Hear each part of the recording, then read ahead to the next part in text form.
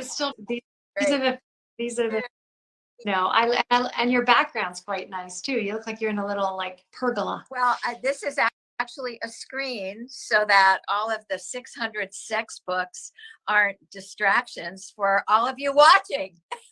Maybe 800, I don't know. Sex books everywhere. Sex books everywhere.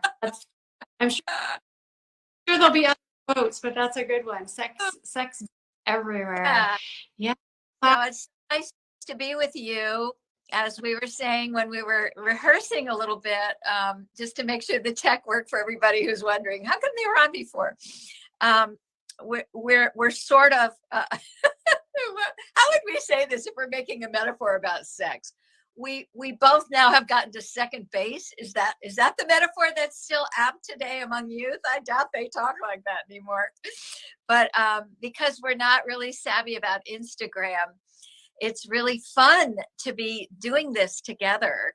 And there's so much to talk about when it comes to our sexual joy, our sexual wellness, our sexual happiness as somebody who is in the menopausal generation, or this, I like to think of it as maybe the boomer generation, as you know, but really people who are identifying as women, but with female reproductive systems. I think that's so important to say today because we live in a world where there's so much beautiful diversity around gender identity. And as a sexologist, Catherine, I'm going to tell you, sometimes I feel really strained in even saying the word woman or women. And so I want to put that, kind of framework around it.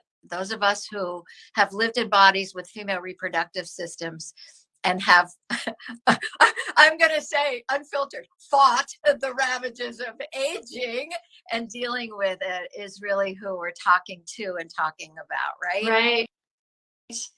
And it's interesting. So just to go back, so I have 3 teenagers now. They were not teenagers the last time we connected, but I have a 19-year-old boy, twin 17-year-old girls. And I think the term now is talking. They say we're talking. And I'm really talking, but it's called talking. So maybe not the second baseman.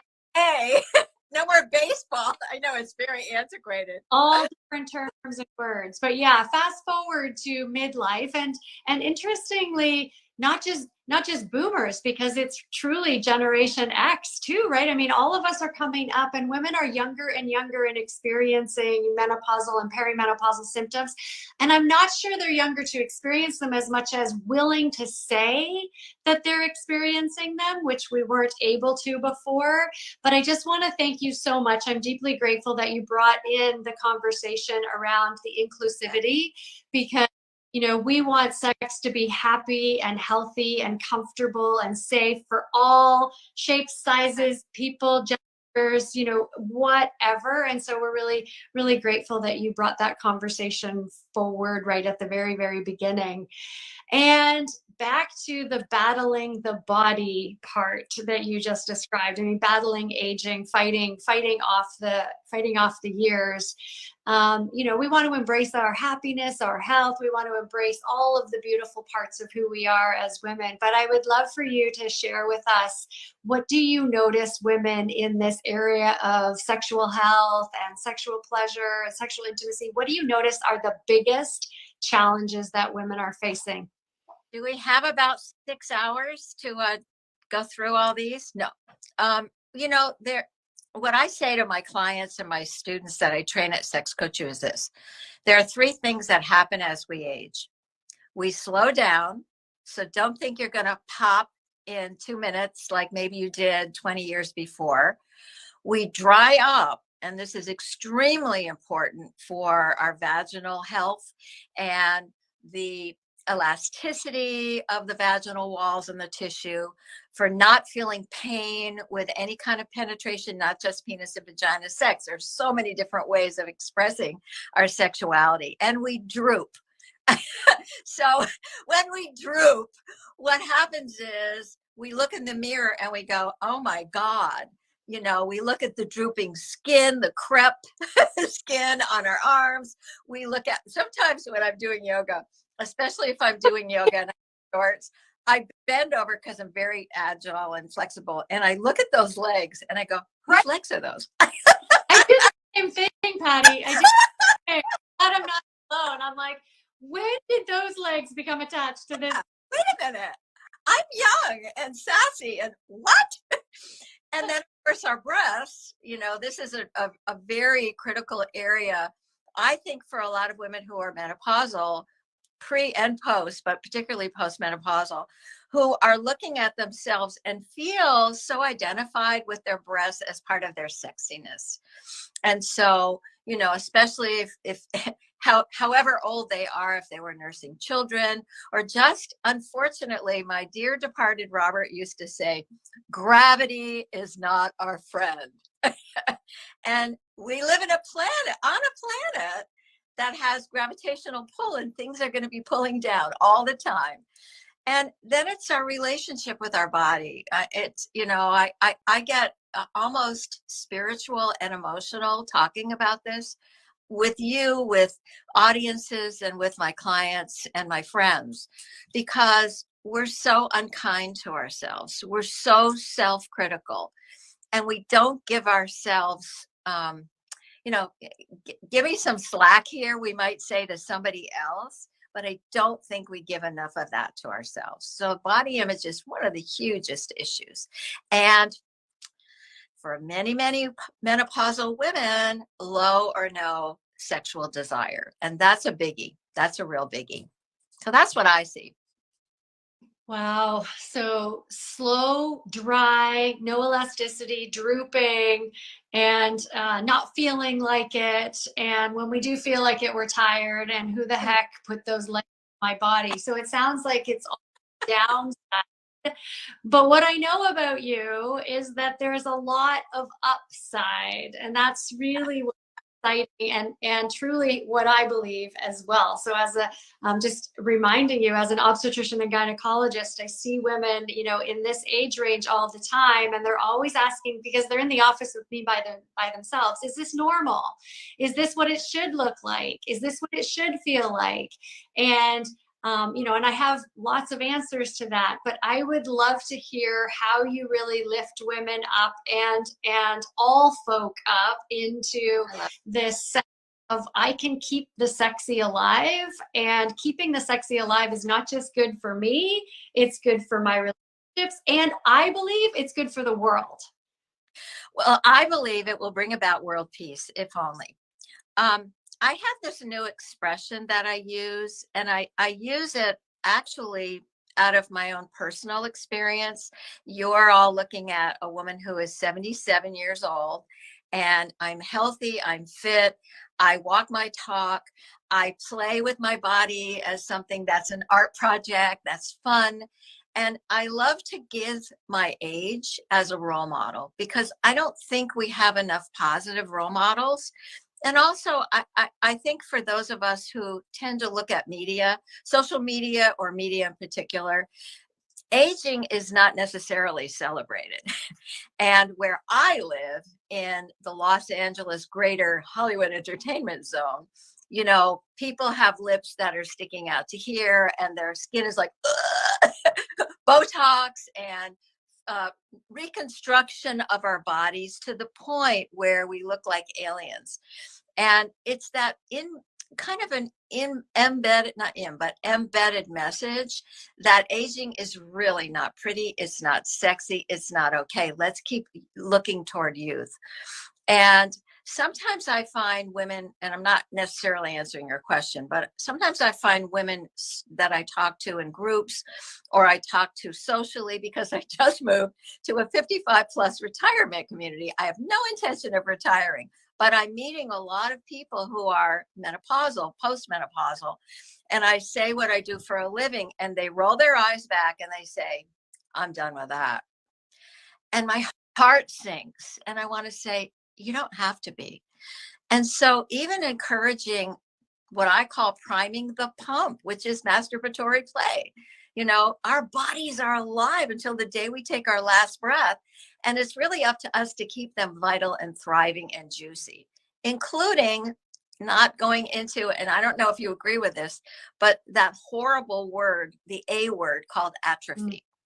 If you don't use it, you do lose it. And I hear from women about the fusing of the inner labia, or their clitoris is adhered because nobody has touched it, including and especially them, in 10 to 12 years, because I'm a widow and no one will want me, and all of that horrible negative self-talk. So a lot of what I do is I stand as a role model for possibility, and I help them normalize. I think that the mythologies that we carry societally really get in our way, that we are supposed to, or we should be or do or have a certain way in life, and especially that we should be responsive in our 50s, 60s, 70s as we were 10, 20, 30 years ago. I think that's one of the really great killers of pleasure and self-acceptance, is this notion of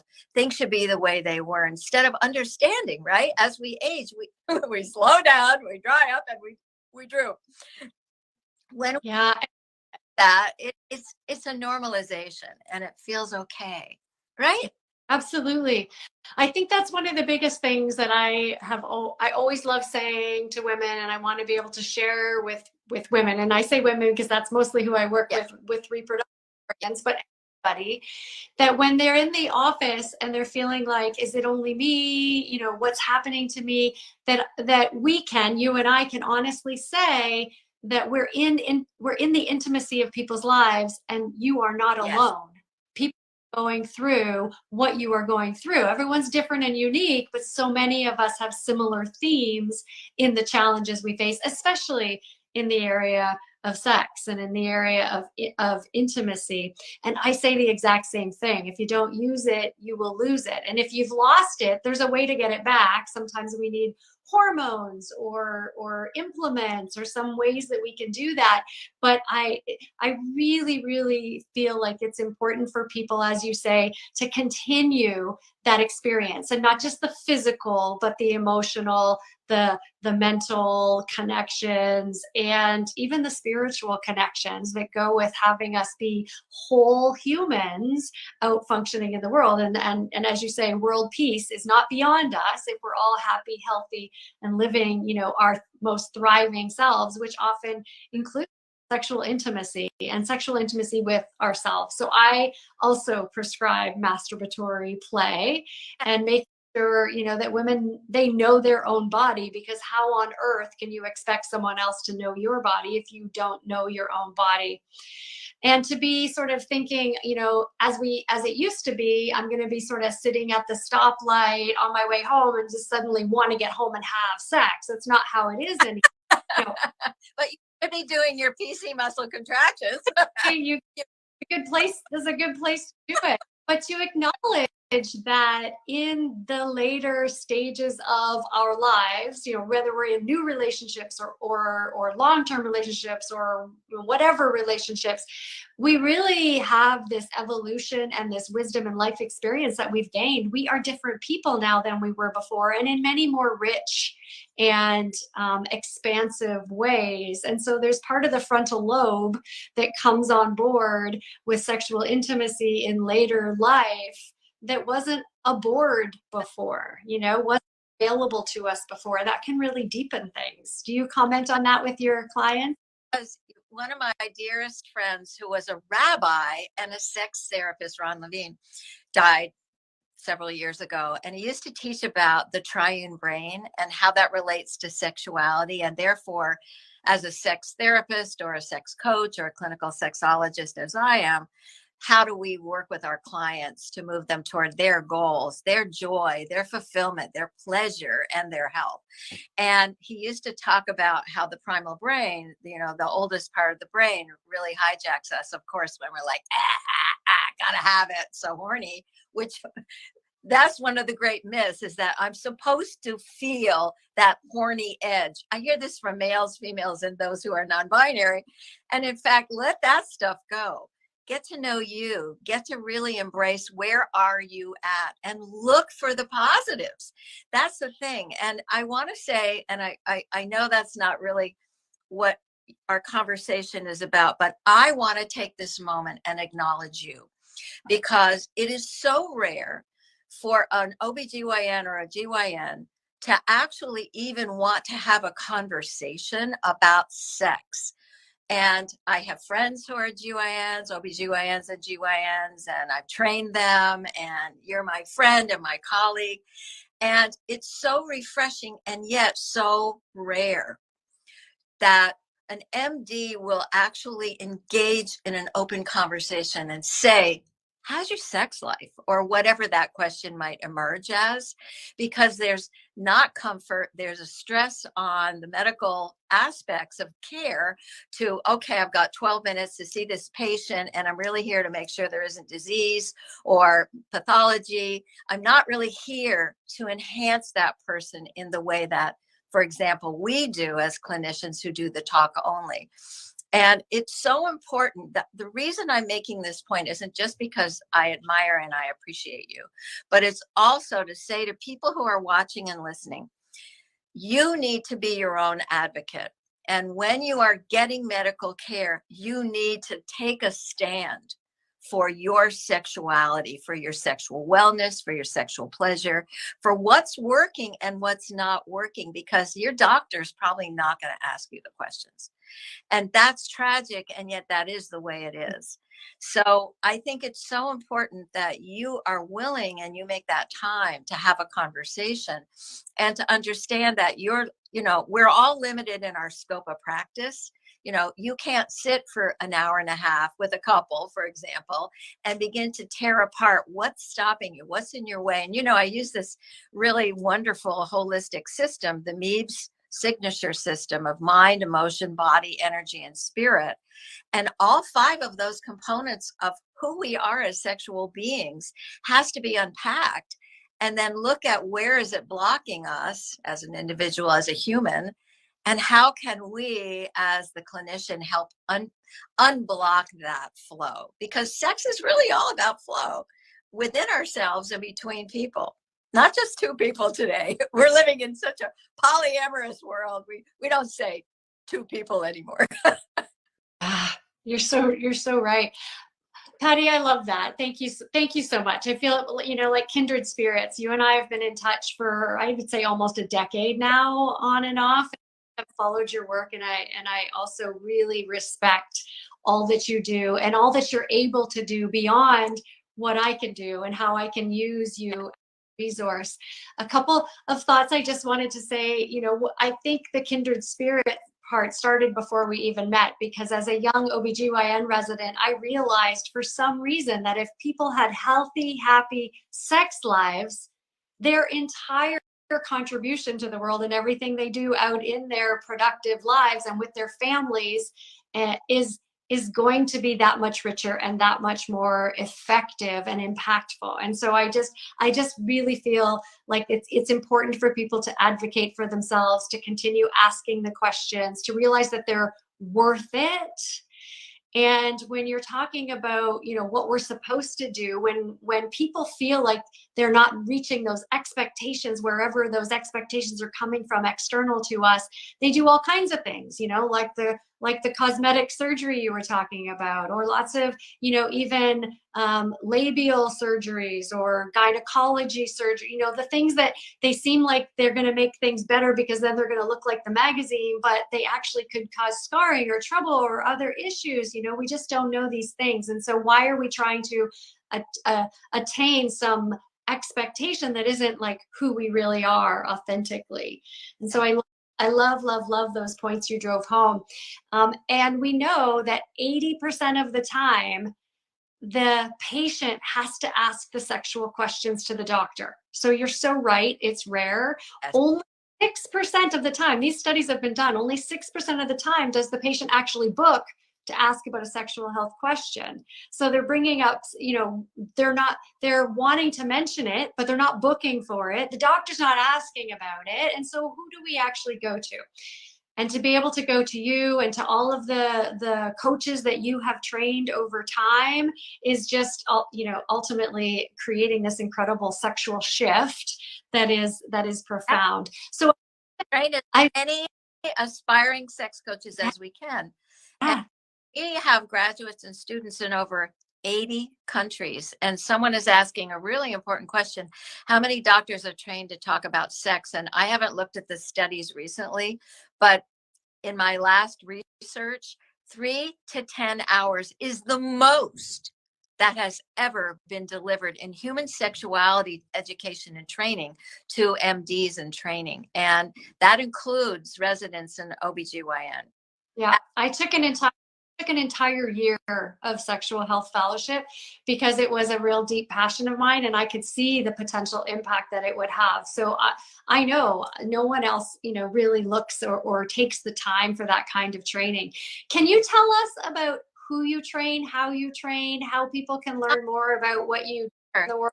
Well, in 2010, my belated partner, Dr. Robert Dunlap, a fellow sexologist who was my life partner and my business partner, we founded sexcoachu.com, letter U, because I had just released the book through Norton and Company, The Art of Sex Coaching, which is now really old. And if you're reading it as an aspiring sex coach, yes, the words are outdated, but the teaching is not. And so Sex Coach U is an online training and certification program for people who want to work in the aspect of using coaching as the modality instead of therapy. I'm not against therapy. I want everybody to know that. I think that clients need to be in therapy if they have disabling issues in terms of mental health and personality disorders. And then they need to become coachable. Not everyone is coachable. They're severely depressed or, high anxiety, bipolar, etc., untreated. And so we have this fabulous 4-module curriculum that's our core curriculum that trains in sexology and coaching and the integration of sexuality and coaching as a way of helping a client reach their stated goals. We also have a really, really exciting entrepreneurship business training program. So people who come in for the full program get both, and they learn how to be successful, because you can learn all of this great stuff and be really skilled. And if nobody knows you exist, what have you done? So we take you from start to finish. And I see that one of our faculty is here, Sex Talks with Amanda. Amanda V is an incredible faculty member who does live peer coaching skills sessions. So we have these live sessions throughout the month, and we have live webinars with guests like you and other experts, and it's asynchronous, so people can do it at their own pace online, but we really want people to finish it in a reasonable amount of time. So if you're somebody who has thought about, oh, I'd like to be a sex coach, this is a place to go check out at sexcoachu.com. And we're the original. We're recognized by the World Association for Sexual Health, of which I'm a member of several committees at the global level. And it's a wonderful program, and it's really based on the MEBS signature system. It's so holistic, and it's also run on the energy of love. There's a lot of love in our community. There's such an incredible sense of a global family, and I love all my students and my team. What's not to love with you at the leadership, really spreading that love around. And hi, Amanda, she's waving at us. That's so fun to have your faculty here. And so I know you're doing, so a couple things. I know you're doing a love launch, and is that related to Sex Coach U? And is there there's an event coming up, sex coaching in action event? Are these events that you want to share? Anyone who's interested in learning more about the profession of sex coaching and how to become one, and especially how we train you, there's a Sex Coaching in Action live event. It's very, very exciting. We bring our team on. We actually do demos or show demos. I know that I've in the past been a part of those and led on the spot demos of what does sex coaching look like, and the transformation in 20 minutes blows my mind, because we go deep really fast and the change is palpable. So I think if anybody feels that calling to pop over to sexcoachu.com, you'll see a pop-up. You sign up for the SCIA event, and boom, you're in, and you can learn more there. The Love Launch is our February enrollment. Of course, Valentine's Day, it has to be called the Love Launch, right? I love it. Thank you so much for sharing that. And we're going to share your links and your socials and more information people can get it. So I'm going to turn it back around because obviously there's always people, including coaches. And this is the beauty of coaches, is that you can really do a real quick shift as opposed to therapy. Sometimes you're on a chair talking for a really long time. And so I do believe that coaching approach is really helpful in sexual therapy or in sexual help as well. What about the women who are, I think, here for themselves or asking about themselves? So you talked about one of the biggest challenges is having libido in your boots. You talked about priming the pump as one of the ways to really get that sexy back. But what advice, sort of general or specific, would you give to people who are saying, look, sex just isn't working for me right now. Dr. Patti, what can I do? Two things that come to my mind other than change your mindset, because what we tell ourselves is what we live. And I'm a huge devotee of positive thought movements. Let's talk about brain science. Our neuroplasticity is affected by what we think, and we can change our thinking and change our life. But the two things that come to my mind are, number one, hormones. I am so in favor of talking about hormonal supplementation, because when we reach menopause, things go way down. And our hormones, I mean, you could say more about this than me, but I think our hormones really govern so much of who we are and how we are. And when we don't have any running through our systems, we're depleted and we're also exhausted. And so hormone supplementation, if it's appropriate for you, because you have to meet the criteria in a health paradigm. Also, I'm using it now, or I would lift it up. Get off the damn phone. Because it is hijacking our being present. And that's one of the really, really important factors in enjoying our bodies, the pleasure our bodies can give us. And, you know, it's interesting, sex, if we think of solo sex or masturbatory expression ourselves and or with a partner or partners, part of what's happening is it allows us to stop the noise around us. It allows us to actually be in ourselves. The arrow, actually, it's really interesting to me. The arrow is pointing this way, not that way. We think, oh, I'm with a partner, the arrow's pointing toward the partner. I love her, him, they, blah, blah, blah. But actually, it's an inside journey. The journey to orgasm is really internal. It's provoked externally, maybe, and internally, but it's really a journey inside.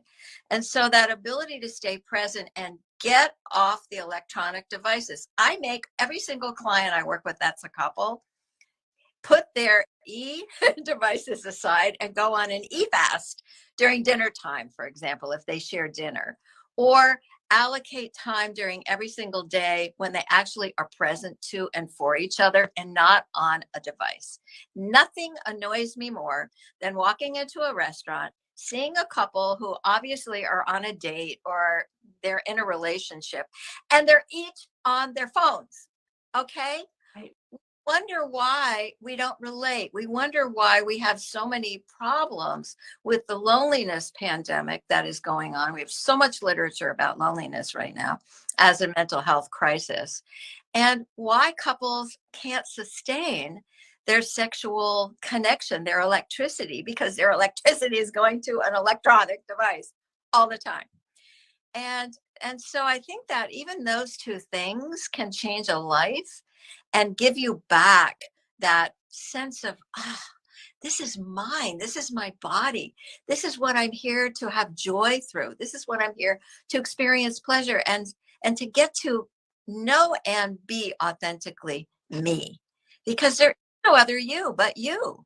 And it's not just you do you. I don't mean that. I mean, accept yourself. The minute you walk over that line and you accept yourself, your entire life is going to change. And that's part of what I train my sex coaches to be able to facilitate for our clients, and what I do for my clients. Oh, it's so powerful. I mean, I know your work is powerful. I knew your work is powerful, but it is just so powerful to hear you say it real time. The hormone piece, so important to be appropriately prescribed, but so important to be prescribed, and for women to be, and people to be advocating for themselves and what they need. Pandia Health has that opportunity. We offer that as a service. And I just want to share that in addition to that, we have a similarly holistic approach. I hear you saying over and over again, this is a holistic approach. There are prescriptions, there are hormones, there are things that need to be evaluated and potentially ruled out or ruled in. But ultimately, it's holistic. It's about mindset, as you say. It's about authenticity, embracing who you are. It's about getting to know yourself and really understanding who you are, and about presence. And I would just love to close with that concept you started us with self-kindness. If we just live in a world where we truly are self-kind, Yeah. express that kindness to others through really loving ourselves, then all those interactions, I mean, imagine on a global scale, but all of those interactions are that much richer. And so that self-kindness piece is the piece that I'm going to take. And if anybody wants further evaluation around menopause or vaginal health issues or pain, sexual pain, I mean, we're happy to do that at Pandia Health. But the real takeaway here is to be self-kind and be in your life. This is your life. This is the only one you get. I love that. And it's spiritual, and it's emotional and intellectual, and it affects our physiology and our physical self. What starts here, this is my belief, but what we think affects what we feel and then what we do. And I think if we loved ourselves better, then we could also treat others as we would like to be treated, and the world would have a chance for peace. And we know we need that in this world today. So great sex for all, kindness for self, and love for all. And we're so grateful to you, Dr. Patti, really, really grateful. All the work you're doing, all the love you're sharing, and for coming on this Instagram Live with us today. Thank you, thank you, thank you. I can't wait to do it again. No, this was so much fun. We must make this a regular thing. Thanks, everybody, for being with us. Well, thank you, everybody.